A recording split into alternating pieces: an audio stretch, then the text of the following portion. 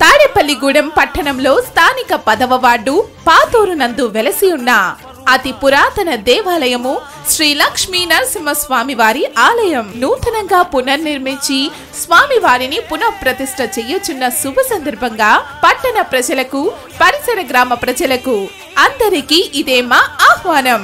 The 1/5/2025 గురువారం నుండి the 3/5/2025 స్థిరవారం వరకు అత్యంత వైభవంగా నిర్వహించబడును.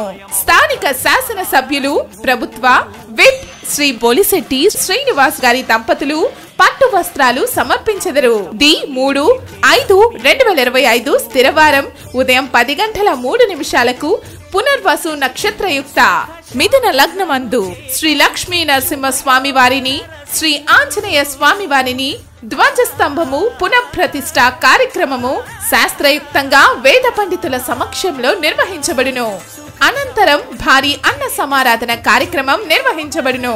ది 1/5/2025 గురువారం ఉదయం 9 గంటల నుండి యాగశాల ప్రవేశ కార్యక్రమాలు జరుగును.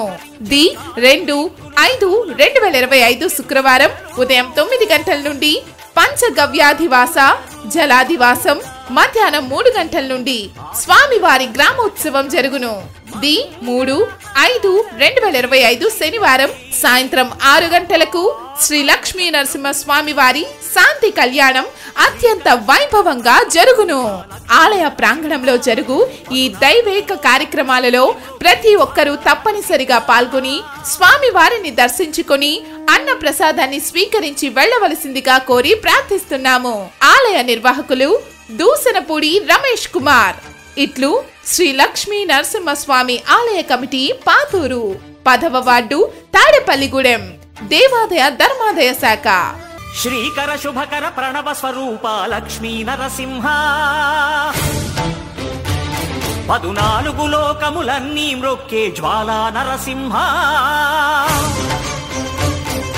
శ్రీకర శుభకర ప్రణవ స్వరూప లక్ష్మీ నరసింహ.